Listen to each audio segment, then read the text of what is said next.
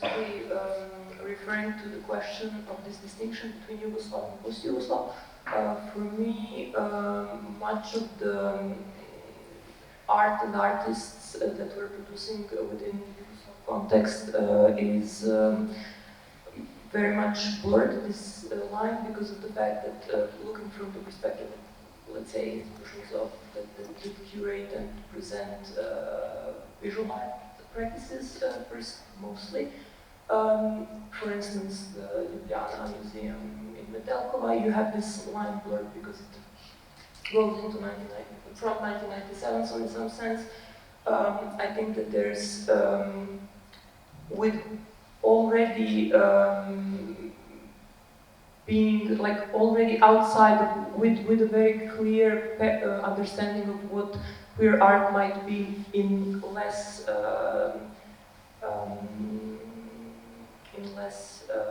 kind of niche way. The art practices were kind of present within these museums. So in some sense, for me, it's interesting what Marko was saying before, how reinterpretation of these canonical artworks was done in the practices of contemporary artists, because, for instance, this is more the terrain I'm looking into.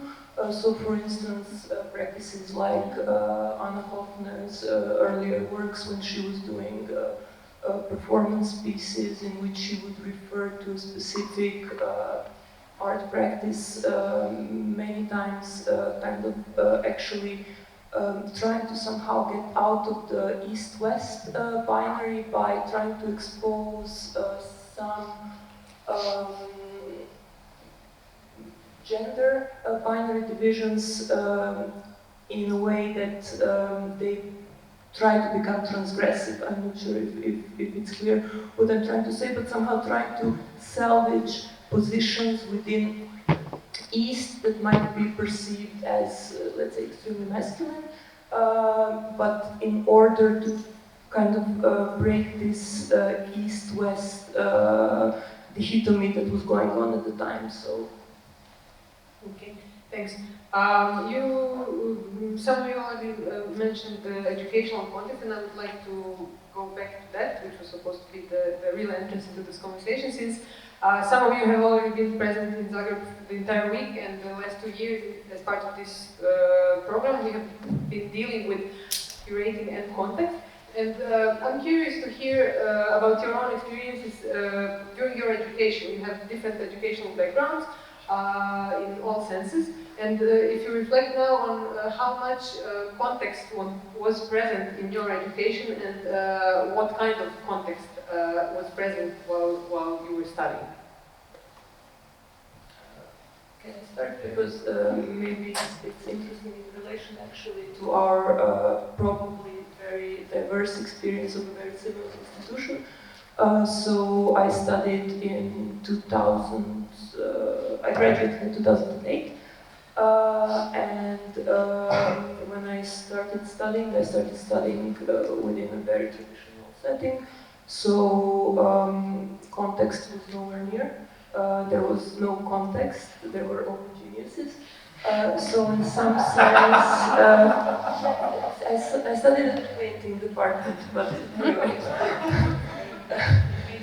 So in some sense, there was this huge lack of kind of embedding ourselves into the world around. So there was a huge amount of different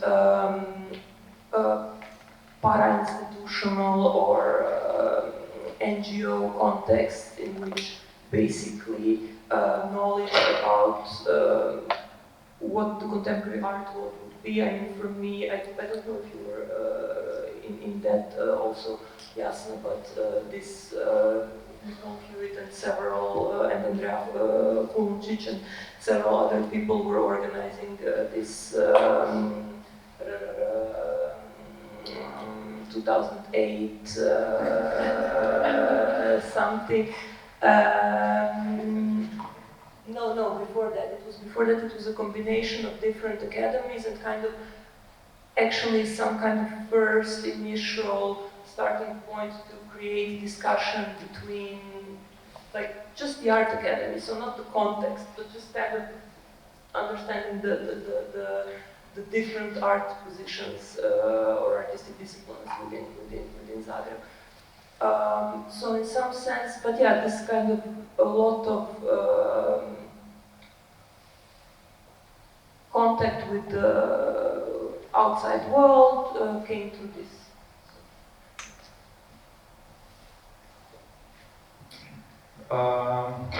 Yeah, my experience of the Academy of Fine Arts in Zagreb, fortunately, has been much brighter. But I first came to Zagreb from Skopje. In Skopje, I studied at the Faculty of Fine Arts at the printmaking department. During Lamero was in office, and they were building all this theme park, incredible project. And all of my most of my professors there were involved in these projects, and even involving students in the project. So this was what the context was. And then coming to Zagreb, that was really, it was really utopic when I came to this new media department, which was completely embedded in the scene. And I immediately had the feeling of being an active artist through the department. So kind of, it's quite amazing because it kind of really supports people to somehow emancipate themselves through kind of hybridizing the institution through the NGO framework. Yeah. In terms of education, my undergrad studies were in comparative literature, and it was a department full of a bunch of feminists. So, in a way, questions really what we were talking today were somehow pre-integral in my, since the very beginning, so my especially higher education on feminist theories. We were reading Butler at the time, but also post-colonial theories, psychoanalytical theories, etc., etc. So it was really formative, but what was more important was the non-formal part of education, which I think, and I think it deserves a due mentioning, was the independent cultural scene and all the different productions and forms of education that they were doing, including, for example, in the Macedonian context, Contrapunkt and the magazine Margina, which was promoting not only contemporary art and literature, but also contemporary theory, which was very formative and doing a lot of performative events at that time, which was formative for one generation of younger critics at that time, but also press to exit projects space in Skopje. They also brought Volk and Filmas at one point in Skopje, then Lokomotiva with contemporary dance practices, and also crucial breaking point for me was one longer project called The School in Classroom, which also introduced me to the work of TKH and Teorema Hoda, which was somehow also one of the crucial breaking points in terms of context and all of the finding different ways of raising and thinking about these issues. So again, our two panels are intertwined. To come back to the question of our panel and the title, which no longer is the right title, but the curating neologism that was supposed to be in the title, I'm curious, how would you define it, or how would you define this concept of queer curating, and have you ever done it, and how does it look like, or how do you imagine it should look like? What does it mean to do queer curating?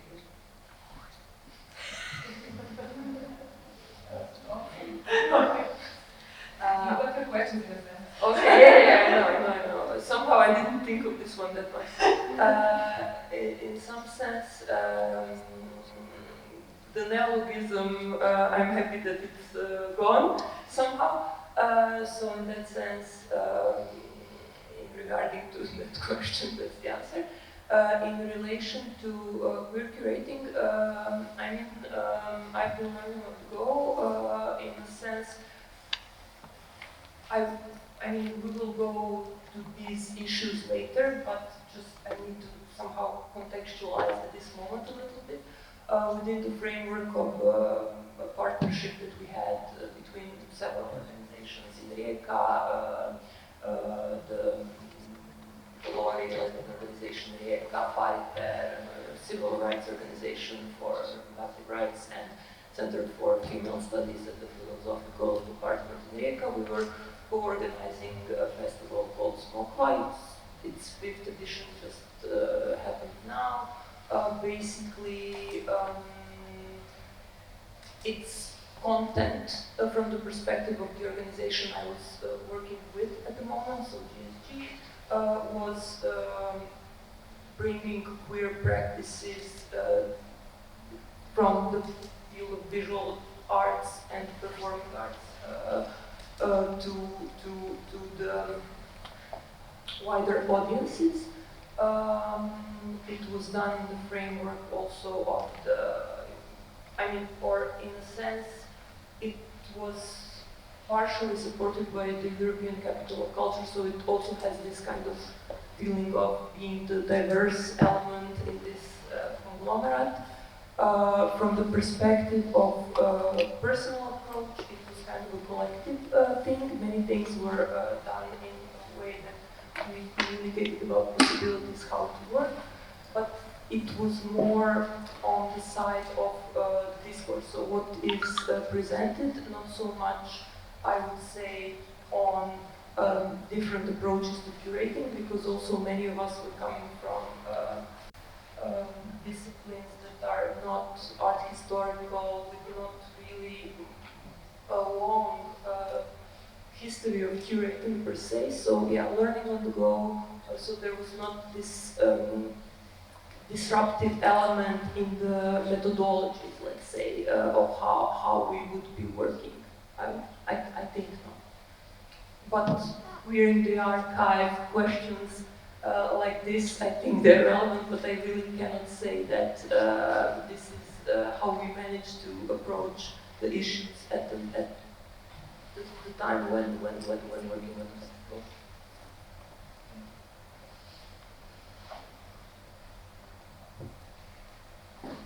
This was the question actually I was thinking the most, not that I have, I don't know, come up with some genius idea. But yeah, considering my insistence on feminist epistemology and standpoint epistemologies, but also situated knowledges, I'll have to approach this question from my material laboratory personal experience, especially experience in the periphery, not only in Europe, but also the periphery of Yugoslavia, which is Northern Macedonia. And of course, speaking, to come back to Anna, she's here, as an aging bitter faggot from Macedonia. Yes, so the queer curating or queering curating or curating, whatever, what it is to be a queer curator is to be no one, and what it is to do a queer curating is to do nothing. And I mean this in double sense. No one is not one, but also as no one. And nothing is no thing and is nothing. And why I'm playing this funny, but also, if I may justify it in a philosophical jargon, Nazi, I'll play with words. No, I'm kidding, but no one in terms of, like, to do the queer creating, you're always having this role of mediating between different institutionalized and recognizable positions. So, in my experience, by open new cultural straight people in Skopje, I've been called homo-fascist, which I'm proud of. From curators, established curators in Skopje, I've been approached and they were amazed that I received an award that was supposed to be an award for curators, and how did you get it?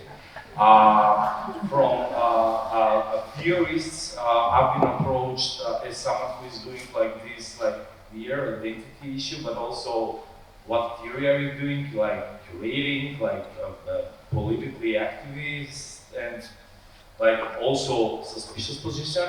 from people from the activist scene is like interesting to complicate things, but what can we do with that politically, and what does arts and culture have to do with this? Like, can we get clear, literal, representational, and egalitarian representation of our problems and issues, like LGBT, instead of complicating it with not only intersectional, but this aberrant queer position, I would rather say. So in those terms, it is like not one position, but also no one, like being not recognizable in terms of institutionalized subject positions. Then in terms of the practice, I say again, it's nothing, because what I believe and what been, I would say, passionately dedicated to is that to do queer creating practice is also to do simultaneously queer theory, to be doing queer politics, to be doing queer activism at the same time, but also to be doing curation of art, presenting, organizing, articulating certain art practices, and to bring those practices into dialogue not only with the context, but also with the very temporality in which that context is situated and somehow defined. So in those terms, it is like nothing, because it somehow is not recognized also in the Macedonian context from the art scene, which is like desperate to at least the older generation, with the early aestheticizing paradigm, in which questions beyond the sole aesthetic, although aesthetics means much more than their framework, is irrelevant. But also from contemporary creators and art historians, it is like, those identity issues. Like, okay, so not also struggling to be recognized as a practice, but what I think is most important is this like curatorial instead of curating dimension, and there is like trying to performatively enact something with the process of curating, especially in terms of performatively enacting different sensoriums, different affective relations, different aesthesies. So I would insist on the aesthetic, despite Florian's, for example, this morning's insistence of not using that term. Enacting, performatively bringing into existence different possibilities, imaginations, aesthetics, different relations, different sensoriums, but also producing certain agonisms.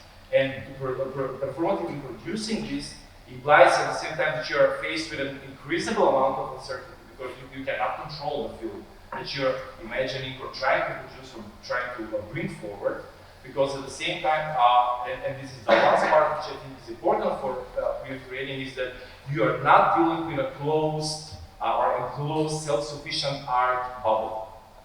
Because you're not creating art for artists, for art historians, and that small circle of the art scene that comes and goes and drinking wines and but you are trying to create also audiences.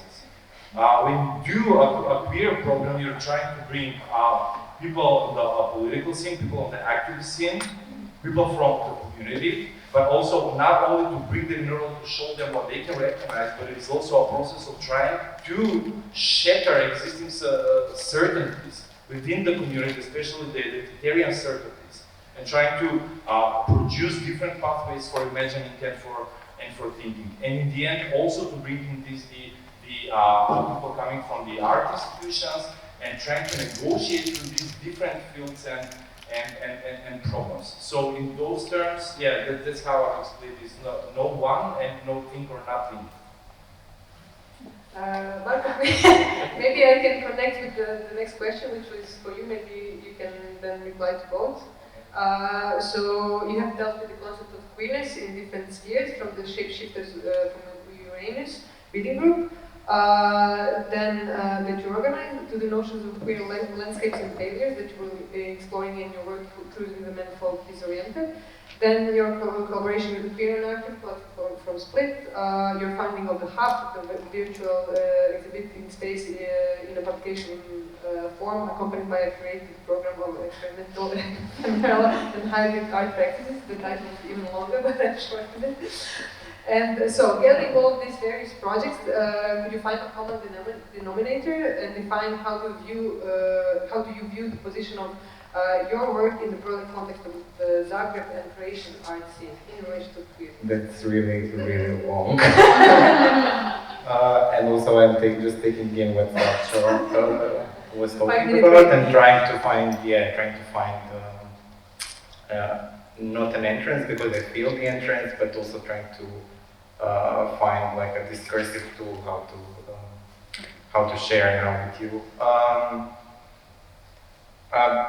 For me, referring to the previous question, both queerness or queering and curating are types of knowledge production.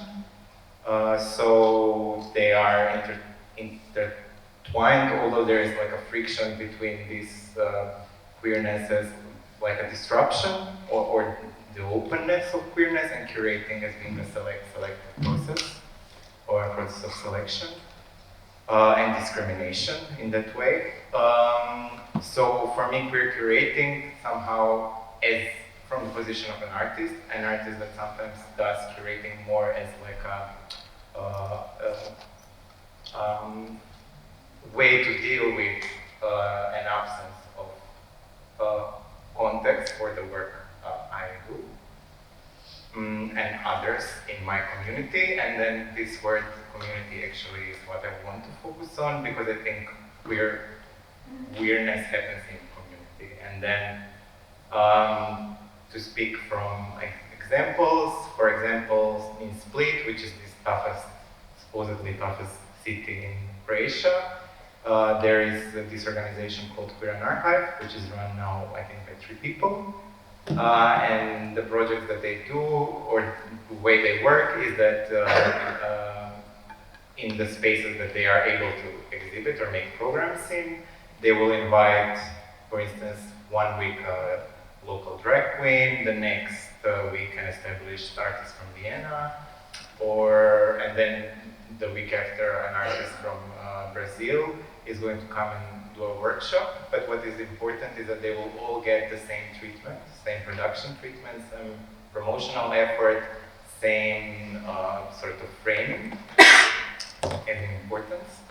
And this is something that I experience as like queer curating, not in the sense, not just in sort of creating abstract knowledge, which I think is very important, but also as creating community and meaning within the community, which is really felt. Which I also think in Skopje exists thanks to Slavčo. And then the second question, which was to shorten it, how do I position myself, or how do I see the position of my work in the context of the local Zagreb art scene? Although I've been active for some time, it's really hard for me to answer this question, especially here. Because I see that there are like battles kind of on different fronts, and I do understand this generational battles and they differ, and they take time to kind of articulate a lot of time, as you've seen from the previous panel. So in terms of how long it takes to not the duration of the panel.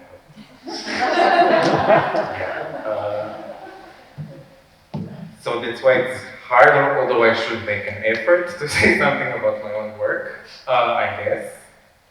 I think what I struggle to do is to hold this space for, how I achieve it myself, for queer expression, regardless of what is expected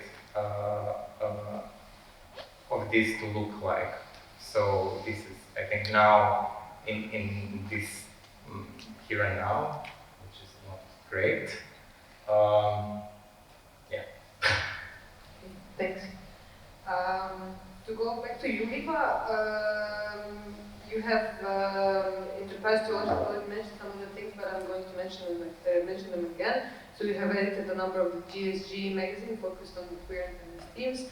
In your recent work, you have been also exploring how architecture shapes communities and reproduces gender spaces and heteronormative relations. And more recently, as we have already said, you have started working as program director of one of the most important feminist festivals in the region, Mentožensk. But although you have dealt a lot with queer themes, you are not one of the, as I call them, usual suspects for these themes, which is exactly why we are happy that you're here.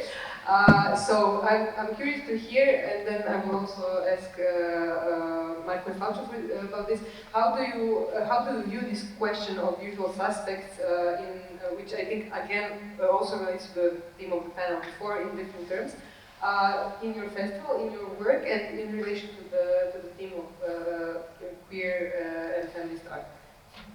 I mean, I will need to go to the genealogy a little bit, and also I have the question printed in order to try to not miss segments of it that I think are interesting, and I'm not. I mean, I don't think that it's not relevant to refer to segments of your question. So, in a sense, I was kind of thinking before, because we have the question since some time now, about this question maybe the most. And I'm still not really sure what the entry point will be, so I'll just start somewhere and then try to navigate the answer. My last chosen pathway was to maybe go through the question of gendered spaces and the research that we did as focus group with the question of the ways of living and how space kind of produces different types of living. So basically, since I'm coming from perspective of an artist, and I do really believe that all of the other things that I'm doing somehow are grounded in this research-based practice type of work.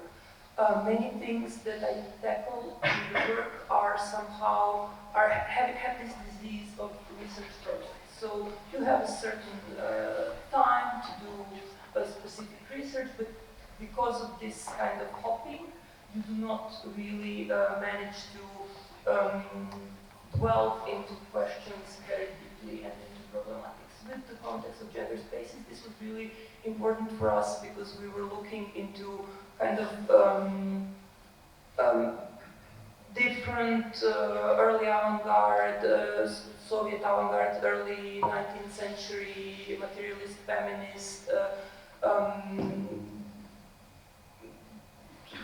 1970s materialist feminist perspectives on how life can be organized outside of the family unit and how basically the living environment within the socialist and other, within like how architecture in the post-World War period basically was because of this need to produce many living units, also advocating a specific type and continuing a very specific type of living. In some sense,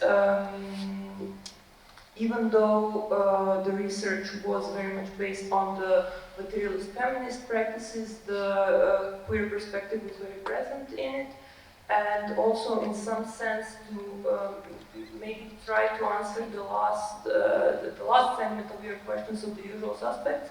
I mean, I need to open a little bit of some kind of personal element in this, and this is basically, I must somehow say that the knowledge and the understanding of the world and the non-binary gender relations that came with artistic research, curatorial practices, and all the things that I have been kind of working on in years made life bearable. So that's, I don't know if I'm the usual suspect, but everything that I am working with and researching kind of makes life bearable. In the sense of, I mean, I spoke a little bit about Smokva, this the festival, the magazine was kind of putting together all of these positions in order for us to have some longer discussions, to kind of continuously meet, because the festival has this type of illness, especially the small festival. The City of Women is a big festival, and we work throughout the year. But Smokva we were meeting really sporadically, and somehow this magazine was trying to put us together. And for instance, and in relation to the City of Women, basically it's called the City of Women, yes. It started I think in 1995, but since a very long time it has this kind of queer feminist perspective, and it's not looking into gender as a binary category. And like the festival, the 2013 festival, was very much dedicated to the questions of trans identities. It was co-curated with the LADA, London Live Art Development Agency, and so on. At the moment, we're in a partnership with the Performing Genders European Project, and there's a partnership with 11 institutions from Europe, where we're also kind of trying to work with communities and people who are not necessarily in dance, but can kind of through workshops come to understand the way how the body gender is performed to the body, and also to produce the work by the end of this long-term project. In some sense, I personally, within the framework of the next year, let's say, am not really having the focus on queer topics, but more on issues of race in the Southeast and Central Europe, whatever that means. And but kind of different projects due to these kind of combinations, where we have partnerships that have already been produced before, make the presence of the queer topics permanently there. So for instance, I invited Tools for Action, who will work with the Koroshka Pride to produce public intervention in the public space. Okay, would you like to respond to the question about the usual suspects? What I mean by usual suspects, like that the people, if you deal with the themes of queerness, then you're part of that little field, and that's it. It's hard to step up. No comment. I mean, how do you tackle it in your festival? Like when you do work, how do you bypass this, or you don't bypass it?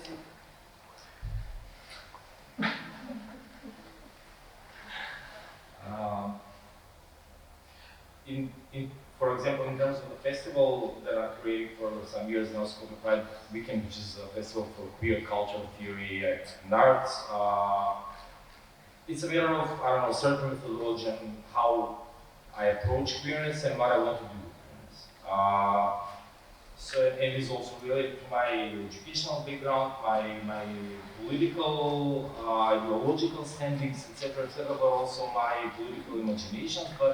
But what is important in this context for me is, for example, to start from queerness in order to rethink and reposition allegedly universal and neutral major political categories, like the category of the common, what the political means, what community means, what being together or being in common means, what relationality means, what propriality or what embodiment means, what vulnerability is, and how can we also imagine all of these categories, including categories of justice, for example, starting from the specificity on the one hand of and specificity, but also poetics and aesthetics of queer art practices and productions, especially queer performance art on the one hand, but then also the specific historical and social political conditions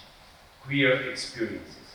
So not like when Lee speaks about the figurative status of queerness as a potentiality for social negativity, but the specific historical experiences. And in those terms, for me, the question of affect and structures of feelings have played such a prominent role. So how can these specific queer but also feminist experiences help us rethink the major, which are also masculine political categories? How we imagine, how we think, how we enact the political. So in those terms, it is a very specific, historically, socially, and embodied experience in which I approach queerness, but also as a certain way of methodology for rethinking major and crucial, also I would say, contemporary political questions and predicaments. And for the usual suspects, it is like, I don't know, it's a cross you have to bear.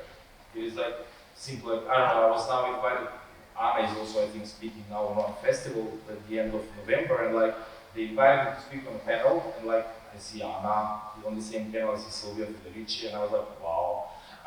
And then like, what would you like to speak about? And I was like, well, I'm developing this concept of body in common, and like, why not speak about queer? And I was like, okay. So, but that's a process of queer, and you have to fear the queerness. Very unusual. Well, I think my curatorial efforts haven't been so, are not busy with representation so much in terms of they are not, the hub is more of a experimental hub or like a hub of temporality, like a temporal field for artists to take their time and do whatever they need or want. And I think also in our local context, my generation of artists does not have the privilege to yet be the, how do you call them, usual suspect. And especially I think in queer art, I don't think that exists actually here.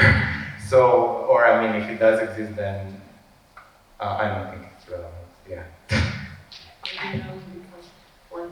Okay, Slavčo, to go back to your work, I will again name some things that you did.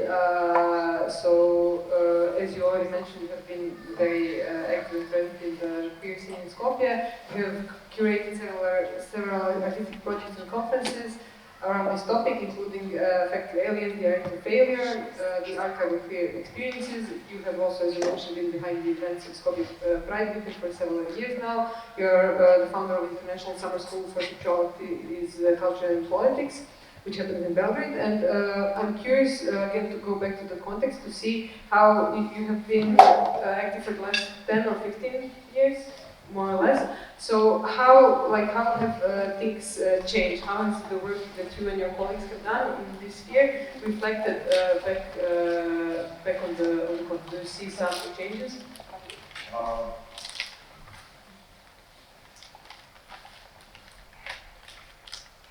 I think that some political ramifications and changes, without sounding narcissistic, but I think that there certainly has been, especially in how it has moved certain public discussions, but also in how people from the independent cultural scene and the art scene has also started approaching and thinking about these questions, which were totally absent before that. But what I am very pleased about is that I think it has made,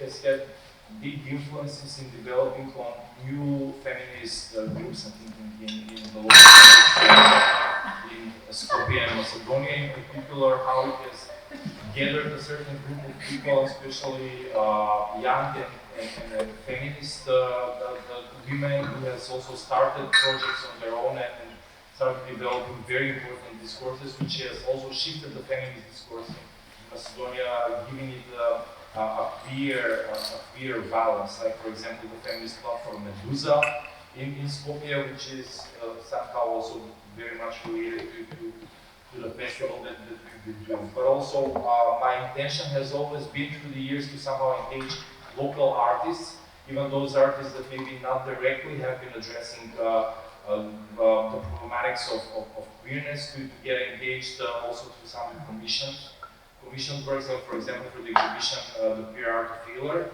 which involved 6 contemporary Macedonian artists, probably I would say the most important and relevant contemporary Macedonian artists: Velimir Žarnovski, Jana Čalovski, Kristina Ivanovska, Nada Parlija, George Jovanović, and Neda Filfova, who engaged with this problematic and was very, I don't know, dialogic and active process of thinking together and developing the exhibition, which also resulted in a big edited volume of a book with theoretical text, but also presenting the argument. So, in those terms, I don't know. In terms of EU projects, I'm not sure if it can be measured, but I'm sure that it's probably something that other people have to say. Thanks. I would open the floor now for questions because we have to finish by 20 minutes. So I have some more questions lined up, but please raise your hand.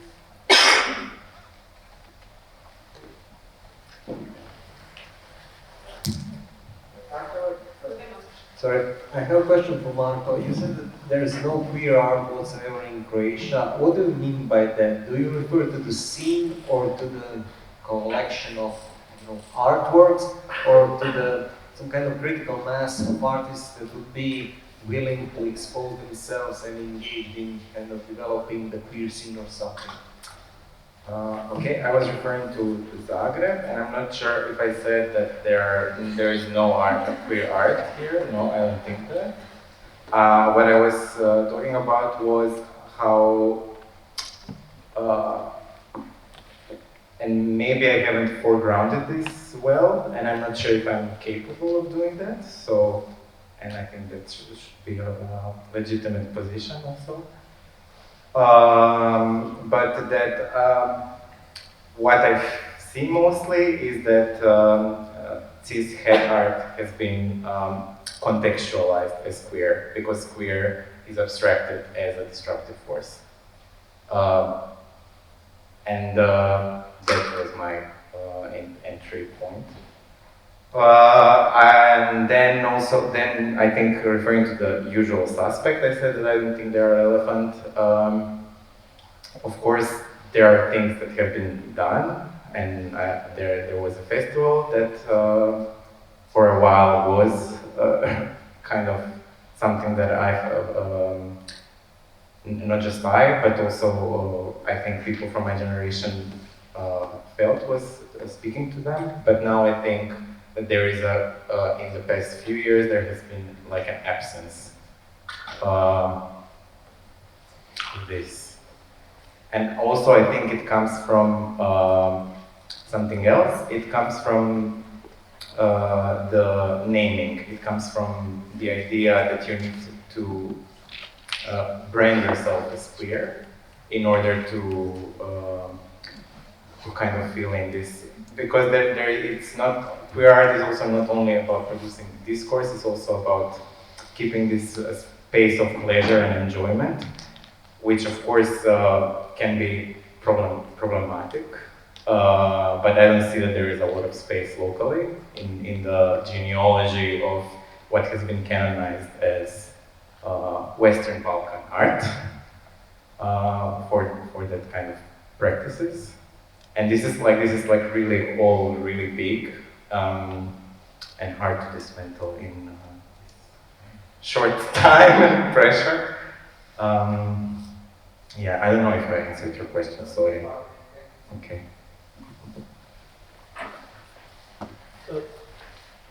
In relation to what Marko just said and to what you've been discussing about usual suspects, could you just give the examples or any kind of explanations who would be then unusual suspects?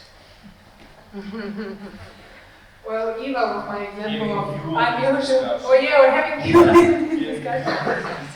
But Eva was, I think, her position, like not dealing explicitly with queer. Like when you say queerness, she doesn't pop to my mind immediately, right? Yeah. But I think that's very valuable position to speak from.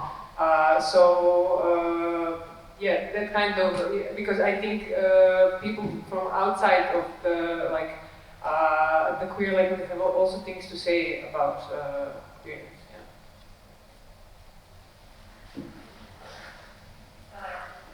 Yeah, thanks for the panel. Yeah, I will do it. But also maybe we can think about this queer curating and usual suspects as two opposite terms.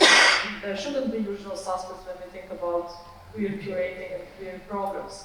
Because also the idea of the queer is to go beyond the identity, maybe not to be labeled and to escape the labels, and also to always be in the process of researching and looking for new people, new alliances, new phenomena, and so on that could be thematized within that. And I don't think that in our region it's still, how to say, so profitable to be queer in order to have usual suspects, which is, it's something that happened, for instance, in Serbia in already late 90s but early 2000s with feminism and gender studies. And then there was some money, some grants entering from the European Union, Soros Fund, and so on, and women's studies, and so on, etc., and so on. And then some theorists became recognizable as those who are authorities in the field. And then people organizing programs, they're either lazy and don't have time to do research and look for new people, or they don't have resources to look for new people, so they just invite those who you already know. But that's how they also really poison the field and reduce the diversity in the field and also opportunities to take part in the field and say something. So I think it's a very relevant question that you asked, and maybe in a moment when we still don't have usual suspects in the queer culture in our somehow. There are people who I already know and could be like Slavčo, one of them, sorry, usual suspect. You should also think, like how to escape it from time to time and so on, which is not easy because we also all need some positions to say something, do something, and do some job, to have some job. But it's very relevant. Which is exactly, I think, the thing. Maybe it's not that it doesn't exist, but that certain positions are being hogged, and then also like why I would not want to waste my time to bring light into that, or like to take more to give more relevance to that while this position is hogged by somebody else. I mean, and pops up in everybody's here mind that is from locally from this context. So this is why, yeah. Yeah, maybe I can jump in here with the question of power relation. I mean, we opened it now, but to be more, to phrase it more as a question also, like how to tackle this theme, how do you tackle it in your own work? I mean, you dealt with that as part of your artistic project. How to combine queerness and power relations, and also in regard to Anna's question. We analyzed the questions of power from two positions. One was the position of the art workers and their imminent relation to the institution or to any kind of financial lifeline. So that was one point which I don't think that can be somehow relevant at this moment specifically. The other was looking at the global art system. The specific research that we did, I also do not think that fills in a lot into the question, because we looked at the efflux mailing list, and because of the focus on just kind of quantitative information like the location of the organization and the amount of announcements, basically the discourse was erased. So there, for any kind of questions of the sort on the discursive level, it's irrelevant. But kind of reading on these questions, I think that in relation to the art context, there is one big distinction in relation to feminist and queer positions.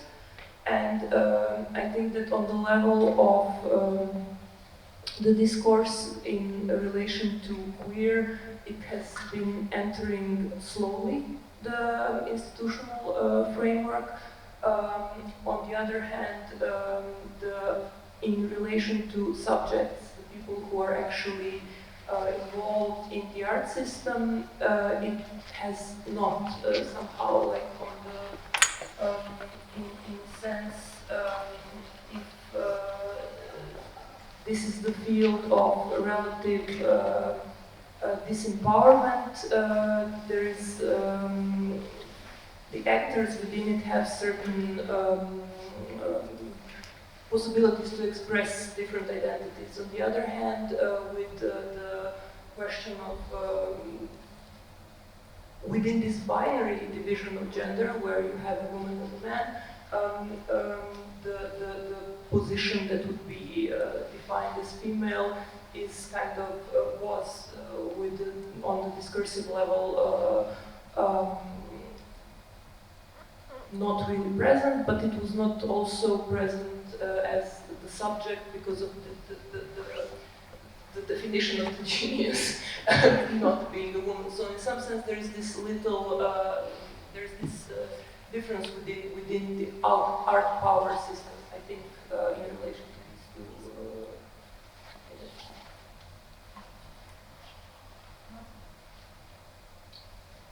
I think I said.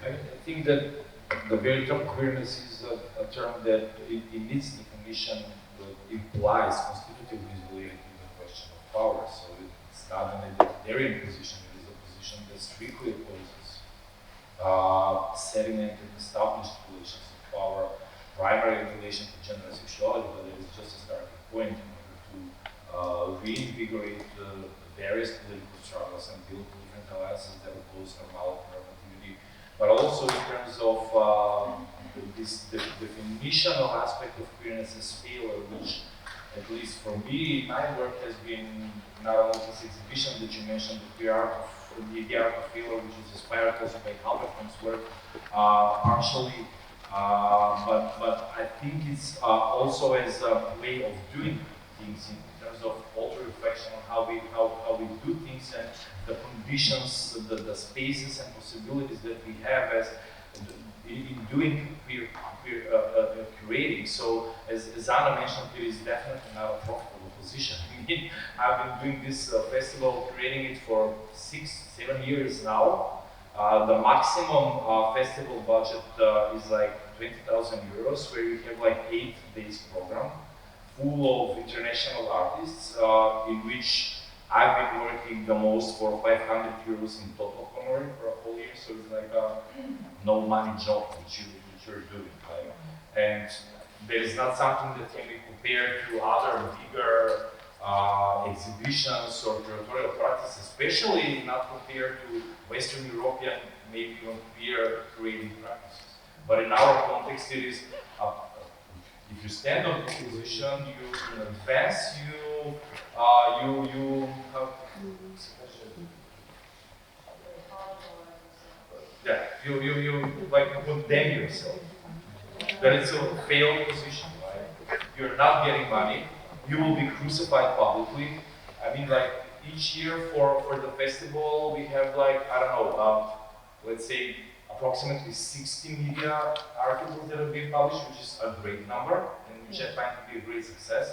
And it takes also a lot of work with media journalism, especially in the Estonian context. And in terms of something which deals with art and culture, it has a title Skopje Pride. But to be honest, it's just for the donors, because if you don't get Pride in the title, we wouldn't get even 3,000 euros, which we usually get. It's a position that you condemn yourself in advance, and then you have like performance by around 80, and then you also deal like 2-3 weeks with media crucifixion. Well, you have to also justify, explain what you're doing, what's the point behind the performance, how it addresses different issues, and then you have people also from the gay community that start crucifying you, like how dare you insult Christian feelings, all those tender Christian hearts. So I mean, it's by definition it's a question of playing and messing up or fucking up with power relations in whatever way you approach it. Although in the context of queerness, I see it as dealing with how you address the senses as the stuff of power. So this more general aesthetic understanding and how power interferes with this dimension. So much more affective, sensorial, and experiential dimension, everyday tutorial experiential dimension of power. Thank you. Any more questions from the audience?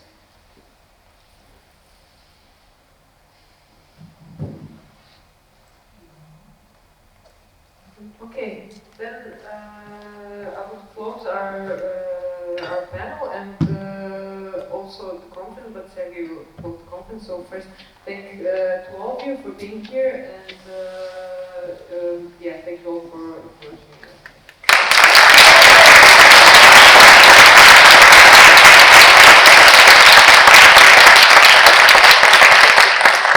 I would like to thank you, Marko, Iva, Jasna, and Slavčo. Yeah, that was the last panel at the conference. Now I realized that Players announce the end of the world always. I realized that we missed one panel on poor rating. That would be the poor curating, justification of conflict from which we start, scarcity from which we start. It would be also very good to wrap up into the history, but yeah, that's why we have European projects. I would like to express my gratitude to all an amazing amount of people who have been here. I have to say that I'm really super happy to see so many of you here, besides our guests. But however you found out about this conference and whatever brought you here, thank you very much for being with us. It was really great to finally sit with so many people in the same room and talk for 2 days. The second thing is that I would like to thank to all the participants, besides these amazing people here, to all the other amazing people who joined us at the panels and lectures in the last 2 days. Thanks to all the partners of the project. Thank you, Martin, Christina, and Tore and Christopher from Stockholm. Thank you, Gisela, Zilke, Kirsten. Is anybody else from Berlin here now? From Berlin. Thank you.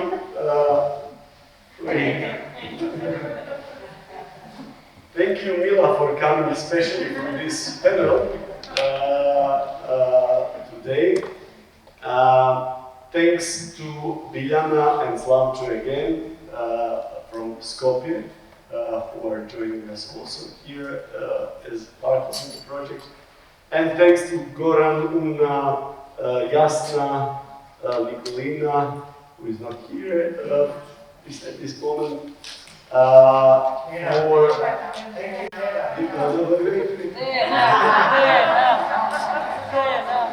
These are the partners represented. And especially thanks to Tena.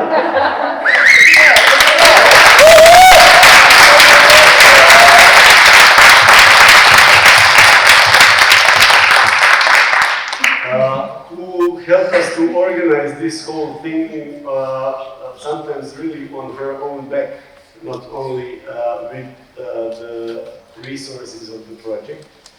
And to all the volunteers who have been here helping us to document, to heat up the space, to check the tests and check our COVID passports and so on.